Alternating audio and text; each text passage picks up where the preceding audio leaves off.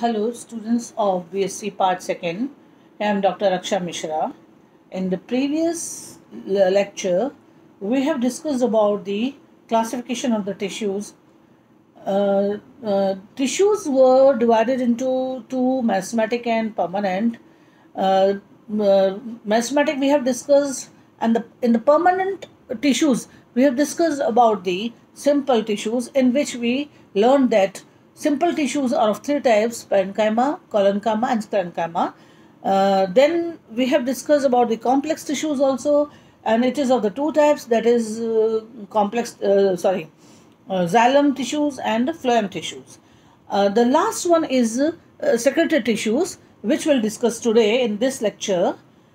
So secretory tissues, as its name indicates, secretory means कुछ चीज़ का स्त्रावण होना, सिक्रीट होना, कोई ना कोई पोटली या कोई ना कोई ऐसे पोटली लाइक स्ट्रक्चर, पोटली मीन्स बैग लाइक स्ट्रक्चर होता है जिसमें से कोई लिक्विड चीज़ सिक्रेट होती है, उसे सिक्रेटरी कहा जाता है। और जब ये किसी टिश्यूज़ में से स्रावित होता है तो इन्हें, उन टिश्यूज़ को सेक्रेटरी टिश्यूज़ कहा जाता है। अब अगर हम इसके डेफिनेशन के रूप में अगर हम पढ़ेंगे तो हम ये भी कह सकते हैं कि प्लांट बॉडी की वो सेल जो विशेष रूप से रूपांतरित होकर केमिकल सब्सटेंस का स्त्रावण का कार्य करती हैं, उन्हें सेक्रेटरी टिश्यूज़ कहा जाता है। ये जो सेक्रेटरी टिश्यूज़ होती हैं, इनको लोकेशन के बेस पे दो भागों में डिवाइड किया गया है, या हम ये कह सकते हैं on the basis of location secretory tissues are of two types. First is external secretory tissue. जैसा कि इसका नाम बता रहा है, एक्सटर्नल मीन्स निश्चित रूप से कोई बाहर की टिश्यूज़ या टिश्यूज़ बाहर की तरफ किसी केमिकल सब्सटेंस का स्त्रावण कर रहे हैं, उन्हें external tissues, external secretary tissues कहा जाता है। और these tissues are generally present on the surface. ये चार तरह के हैं: glandular trichome, nectaries, hydatodes, osmophore, or we can say oil gland also. The second one is internal secretory tissues. अब इसका भी नाम खुद ही बता रहा है कि internal निश्चित रूप से कहीं अंदर ही स्थित, ये जो secretory tissues अंदर ही स्थित होंगे।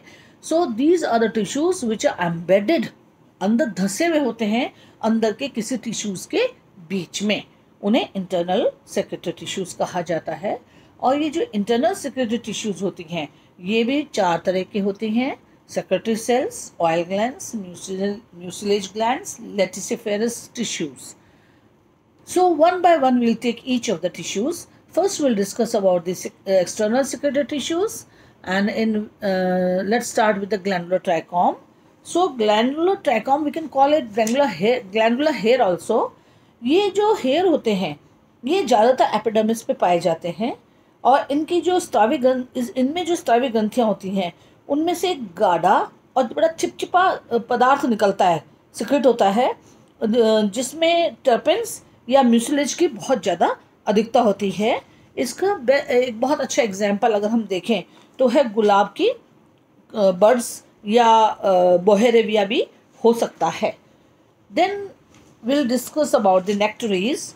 नेक्टरीज जो होती हैं, ये तो बहुत कॉमन है ग्लैंड, आप सब ने कॉमन, एक लेमैन भी जानता है कि जो मधुमक्खी है वो नेक्टरीज से ही शहद, एक शुगर टाइप लिक्विड इकट्ठा करती है, जिसे हम शहद कहते हैं या मकरंद कहते हैं, और वो इकट्ठा करती है, जिससे कि उस इकट्ठा किए हुए मधुमक्खी के शहद को हम लोग इस्तेमाल करते हैं विभिन्न मेडिसिन्स के अंदर, मेडिसिन्स में भी, और वैसे शुगर की जगह भी उसको कई लोग यूज़ करते हैं। सो नेक्टरीज जो होती हैं, वो उसमें से, इन टिश्यूज़ में से, नेक्टरीज टिश्यूज़ में से मीठा शुगर युक्त गाढ़ा शहद जैसा द्रव्य स्रावित होता है, और इन्हें मकरंद कोश या मकरंद ग्रंथि भी कहा जाता है। ये एपिडर्मल सेल में विकसित होती हैं, और इनका जो साइटोप्लाज्म होता है वो बहुत, साइटोप्लाज्म, माइटोकॉन्ड्रिया, एंडोप्लाज्म, रेटिकुलम, ये सभी कुछ इसमें उपस्थित होते हैं, पर बहुत गाढ़े होते हैं। और ये ज़्यादातर फ्लावर्स के पार्ट्स पे पाई जाती हैं। ये नेक्टरीज होती हैं, फ्लावर्स के पार्ट्स पाई जाती हैं। आपने देखा होगा शहद की जो मक्खियाँ होती हैं वो फ्लावर्स के ऊपर ही भिन भिनाती हुई नज़र आती हैं। तो ये स्टिग्मा के ऊपर पाए जाते हैं, फ्लावर के स्टिग्मा पे, या जो है इसके ओवरी के आधार भाग में भी पाई जाती हैं, उपस्थित होती हैं। और ये जो नेक्ट्रीज, अगर ये किसी फ्लोरल पार्ट पे प्रेजेंट है तो उसे फ्लोरल नेक्ट्रीज कहा जाता है। और अगर ये other than floral part present है, मीन्स अगर सपोज ये कहीं कोई दूसरे फ्लोरल पार्ट पे उपस्थित होती है, तो इन्हें एक्स्ट्रा फ्लोरल नेक्ट्रीज कहा जाता है। ऐसी जो ग्रंथियां पाई जाती हैं एक्स्ट्रा फ्लोरल, वो आपको ज़्यादातर हिबिस्कस रोजा साइनसेस में मिलेगी, अच्छा एग्जाम्पल है। और केले में भी, केले के प्लांट पे भी मिल सकती है। अब अगर हम देखेंगे तो हम पढ़ेंगे हाइड्रोथॉट्स के बारे में। हाइड्रोथॉट्स जो होते हैं, ये जब पानी इवापोरेट होता है, कुछ प्लांट्स के कुछ पार्ट्स ऐसे होते हैं जो बाहर की तरफ खुले हुए होते हैं, जैसे स्टोमेटाज वगैरह, तो इनसे जब पानी इवापोरेट होता है तब इस घटना को वाष्पोत्सर्जन या इवापोरेशन कहा जाता है। परंतु इसके ठीक विपरीत, यदि प्लांट से जल वाष्प के रूप में न निकल के बूंदों के रूप में बाहर आता है, तो उसे इस तरह के बिंदु स्त्रवण को इस टाइप के ग्लैंड्स को हाइड्रोथॉट्स कहा जाता है। वाष्पोत्सर्जन तो सामान्य स्टोमेटा द्वारा हो जाता है, परंतु बिंदु स्त्रवण जो होता है, बिंदु मीन्स पानी की बूंदों का स्त्रवण, वो स्टोमेटा द्वारा नहीं हो पाता। और इस टाइप की जो ग्लैंड्स है जिनसे ये बूंदों द्वारा जल का स्त्रवण होता है, उन्हें हाइड्रोथॉट्स कहते हैं, या इन्हें जल स्त्रवण ग्रंथि भी कहा जाता है। जल रंग जो होते हैं, ये इसमें दो गार्ड सेल्स पाई जाती हैं। इनके ठीक नीचे एक बड़ा एयर चैम्बर भी पाया जाता है, जिसे सबस्टोमेटल चैम्बर भी कहते हैं। और इस चैम्बर के साथ कई लूजली अरेंज पैरेन्काइमल सेल्स भी पाई जाती हैं, जिन्हें एपिथेम कहते हैं। और ये एपिथेम लीफ की वेन्स के अंतिम सिरों पर खुलती है।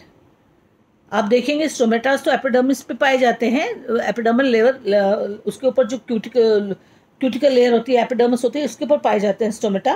परंतु जो ये जल स्त्रावण ग्रंथि जो होती है, ये एपिथम जो होते हैं वो लीफ की वेन्स के अंतिम सिरों पे खुलते हैं। और रूट्स के द्वारा जो अवशोषित जल होता है, वो रूट प्रेशर के कारण एपिथम में आ जाता है, और यहाँ से होता हुआ ये जल रंध्रों से बाहर निकल जाता है। और इस टाइप के पानी के बिंदुओं का स्त्राव होने को गटेशन कहते हैं। इस प्रोसेस को गटेशन कहा जाता है। So guttation happens through the hydathodes. Hydathodes stomata से कई बातों में भिन्न होते हैं। हालांकि स्टोमेटा से भी पानी का ही वाष्पोत्सर्जन होता है, और हाइड्रोथॉट्स से भी पानी बिंदु के रूप में निकलते हैं बस, परंतु दोनों के अंदर बहुत अंतर होता है। हाइड्रोथॉट्स स्टोमेटा से बड़े होते हैं, और हाइड्रोथॉट्स जो होते हैं वो लीफ की शिराओं के अंतिम छोर पर पाए जाते हैं, जैसे मैंने अभी पहले डिस्कस किया था, और लीव्स की वेन्स के लास्ट पॉइंट पे पाया जाता है। और जो स्टोमेटास होते हैं वो एपिडर्मिस में पाए जाते हैं। हाइड्रोथॉट्स जो होते हैं वो हमेशा खुले रहते हैं, जबकि जो स्टोमेटास होते हैं उनमें गार्ड सेल्स होते हैं, जिनकी सहायता से ये खुलते हैं और आवश्यकता होने पे बंद हो जाते हैं। हाइड्रोथॉट्स 3 तरह के होते हैं: unicellular हाइड्रोथॉट, trichome हाइड्रोथॉट and हाइड्रोथॉट्स with water conducting elements. तो जो यूनिसेलुलर हाइड्रोथॉट है, ऐसे हाइड्रोथॉट म्यूसिलेजिनस पैपिला के रूप में एपिडर्मिस पर उभरे हुए पाए जाते हैं, जैसे गोनोकोरियम की लीफ पर।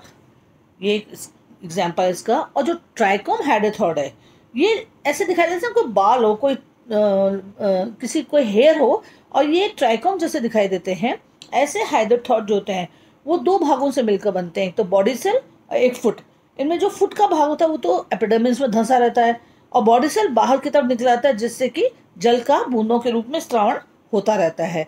काली मिर्च, बिग्नोनियेसी, कन्वोल्वुलेसी फैमिली के उनके अंदर ट्राइकोम हाइड्रोथॉट पाए जाते हैं। और हाइड्रोथॉट विद वाटर कंडक्टिंग एलिमेंट्स, ये म्यूसिलेजिनस पेपिला के रूप में एपिडर्मिस पे उभरे हुए होते हैं।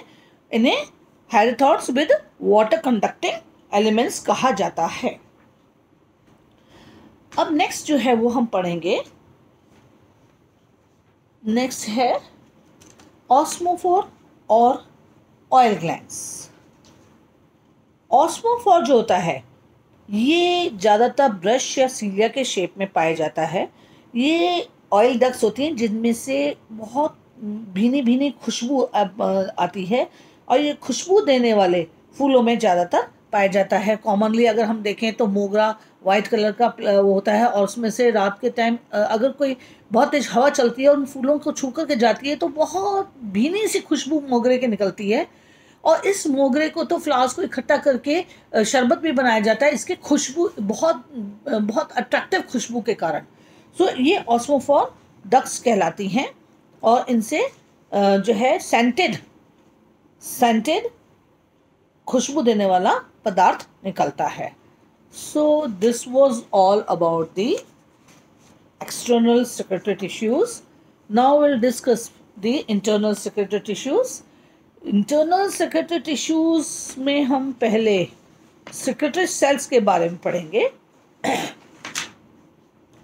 जो सेक्रेटरी सेल्स होते हैं ये विशेष प्रकार की सेक्रेटरी सेल्स होती हैं जो ज़्यादातर ग्राउंड टिश्यूज़ में ही पाई जाती हैं और इन्हें इडियोब्लास्ट भी कहा जाता है।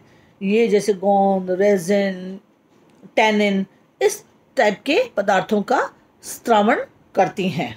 इन पदार्थों का निर्माण सेल सेपरेशन के समय सेल की सेल वॉल के विघटन के फलस्वरूप बनते हैं। सेल वॉल के जब डिवीजन होता है सेल वॉल के विघटन से गोंद, रेजिन, टैनिन म्यूसिलेजिनस सेल के विघटन से बनते हैं और इनसे जो रिक्त स्थान है साइजोजीनस कैविटी जो होती है उसमें ये पाए जाते हैं। और इसका उदाहरण है पाइनस स्टेम जिसमें रेजिन पाया जाता है और यूफोर्बिएसी की फैमिली का या रोजेसी फैमिली का अगर हम देखें तो उसमें टैनिन पाया जाता है। अकेशिया के अंदर गोंद जो कि हम ज़्यादातर यूज़ करते हैं, अकेशिया तो राजस्थान में खूब मिलता है, ज़ेरोफिटिक प्लांट है, तो इसका जो गोंद होता है उसको हम डिलीवरीज के टाइम में या हेल्थ इम्यूनिटी बढ़ाने के लिए बहुत यूज़ करते हैं। तो ये सब सेक्रेटरी सेल से ही प्राप्त होता है। ऑयल ग्लैंड्स जो होती हैं ये ऑयल ग्लैंड्स गंध युक्त होती हैं, जैसे कि मैंने पहले भी ऊपर भी बताया था ऑस्मोफोर में। जो ऑस्मोफोर में तो वो एक्सटर्नल स्ट्रक्चर पे निकलती हैं और अगर ये अंदर एम्बेडेड है ऑयल ग्लैंड्स तो इनको जब ये इंटरनली उपस्थित होती हैं तो ये अलग तरह के ऑयल, ये भी स्रावण तो इनका भी एक गंधयुक्त होता है, गंधयुक्त ही स्रावित करती हैं। जो श्रावण होता है इनका वो भी गंधयुक्त ही होता है, मीन्स खुशबू वाला होता है, सेंटेड होता है और एक ऑयली सब्सटेंस निकालती हैं ये। इससे जो ऑयल ग्लैंड से जो स्रावित गंधयुक्त जो होता है तेल वो प्लांट में या तो साइजोजिनस कैविटी में या फिर लाइसिजिनस कैविटी में स्टोर रहते हैं। और ये ऑयल ग्लैंड का निर्माण सूक्ष्म पतली भित्ति वाली सेल से होता है। इनका एग्जाम्पल आप देख लीजिए, नींबू, संतरा, ये सब इन ऑयल ग्लैंड्स की जो इनका बाहरी कवर होता है वो ऑयल ग्लैंड्स होती हैं, उसका एग्जाम्पल है। इसके बाद नेक्स्ट है म्यूसिलेज ग्लैंड। जो ये म्यूसिलेज ग्लैंड्स होती हैं ये एक चिपचिपा, एक म्यूसिलेज मीन्स बिल्कुल ट्रांसपेरेंट और हाथ में चिपकने वाला ऐसा पदार्थ स्रावित करती हैं। जैसा कि हम एक एग्जांपल लें तो वो है पान। अब हम आगे लेंगे लैटिसिफेरस टिश्यूज़। लैटिसिफेरस टिश्यूज़ ये वो ऊतक होते हैं जिनमें लेटेक्स का स्रावण होता है, उन्हें लैटिसिफेरस टिश्यूज़ कहा जाता है। लेटेक्स जो होता है वो अगर आप आम आदमी अगर जाने एग्जांपल देखना चाहें तो जैसे ये अपने आक बहुत मिलता है राजस्थान के अंदर, इस आक की पत्तियों को अगर आप हटाएंगे तो उसमें से दूध का पदार्थ सा निकलता है, दैट इज लेटेक्स। और उसके बाद एक और एग्जांपल है यूफोर्बिएसी फैमिली। यूफोर्बिएसी फैमिली के किसी भी पत्ती को आप अगर तोड़ेंगे तो उसमें लेटेक्स का स्रावण होता है। तो जो लेटेक्स जो होता है ये एक गाढ़ा सफ़ेद या पीला, हल्का पीला श्वेत जैसा एक तरल पदार्थ होता है, थोड़ा गाढ़ा होता है, एक्वस मैट्रिक्स का इमल्जन होता है ये। और इसके अंदर शुगर भी पाई जाती है, प्रोटीन भी पाए जाते हैं, अल्कलॉइड्स भी पाई जाती है, टैनिन भी पाया जाता है और रबड़ भी पाया जाता है। तो अगर हम अफीम का लेटेक्स देखें तो उसमें मॉर्फिन पाया जाता है, अल्कलॉइड मॉर्फिन के रूप में पाया जाता है जिसको नशे के रूप में बहुत यूज़ किया जाता है। और पपीता जो है, पपीते का जो लेटेक्स होता है उसे पेपेन एंजाइम पेपेन एंजाइम होता है उसमें, और बरगद के लेटेक्स में प्रोटीन पाया जाता है, और केले के लेटेक्स में टेनिन पाया जाता है। तो इस तरह से ये लेटेक्स वाले जो प्लांट्स होते हैं इनके अंदर कुछ ना कुछ मिनरल्स और विटामिन जरूर पाए जाते हैं। जो लेटिसिफेरस टिश्यूज़ हैं वो दो तरह के होते हैं। स्ट्रक्चर और डेवलपमेंट के आधार पे इनको दो में डिवाइड किया गया है, latex vessels and latex cells. तो लेटेक्स वेसल्स जो होती हैं इन्हें कंपाउंड लेटिसिफेरस भी कहा जाता है, क्योंकि इनका जो निर्माण होता है वो सेल्स के, बहुत सारी सेल्स जो होती हैं वो उनके सबके संयुक्त हो जाने पे होता है। और ये जो संयुक्त हुई हुई जो सेल्स होती हैं इनके जो सिरे होते हैं, जो लास्ट का जो एंड होता है वो एक दूसरे के से जुड़ करके घुल जाता है, जिससे ये एक ना जालनुमा या समझे नेट की तरह इनकी संरचना बन जाती है।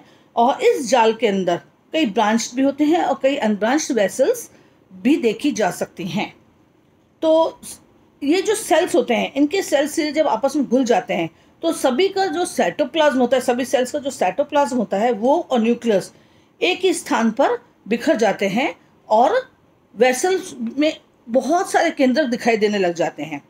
और वेसल्स की इस अवस्था को सिनोसिटिक, क्योंकि सेल वॉल नहीं है और एक ही सारा एक ही पूरा एक ही हो जाता है, क्योंकि इसकी जो सिरे हैं वो घुल चुके हैं, तो सबका साइटोप्लाज्म, सबका न्यूक्लियस, सबके सेल ऑर्गेनेल सब एक दूसरे के अंदर वेसल्स में एक दूसरे में दिखाई देते हैं, इसलिए इसको सिनोसिटिक अवस्था भी कहा जाता है। और इस प्रकार के जो लेटेक्स वेसल्स होती हैं वो लिविंग सिनोसिटिक लेटिसिफेरस भी कहते हैं इसको। ये ज़्यादातर कन्वोलुलेंस में तो अनब्रांच्ड वेसल्स पाई जाती हैं और एस्टेरेसी में ये ब्रांच्ड वेसल्स पाई जाती हैं। फिर हम देखेंगे नेक्स्ट इज लेटेक्स सेल्स। ये सिंपल लेटिसिफेरस होते हैं, इनका निर्माण एक ही कोशिका से होता है और इनकी जो सेल होती है वो लंबी ब्रांच्ड और मल्टी न्यूक्लिएटेड होती है, और इनके अंदर पैनकामेटस सेल्स के बीच में ये सारा सब फैले रहते हैं। ये आपस में युक्त होकर एक जालनुमा, जैसे उसमें हमने देखा था लेटेक्स वेसल्स में, तो वैसे वेसल्स नुमा या जालनुमा संरचना नहीं बनाती है। इसका बहुत अच्छा एग्जाम्पल सदाबहार, एपोसाइनी फैमिली का सदाबहार है। So this was all about the laticiferous tissues. और लेटिसिफेरस टिश्यूज़ के फंक्शंस अगर हम देखें तो ये खाद्य पदार्थों का स्टोरेज का और ट्रांसपोर्टेशन का भी काम करती हैं, और ये ऑक्सीजन का ट्रांसपोर्टेशन भी करती हैं, और प्लांट के अंदर वाटर बैलेंस भी करती हैं, और इनका मेन जो वो है फंक्शन है वो है उत्सर्जन करना। Thank you.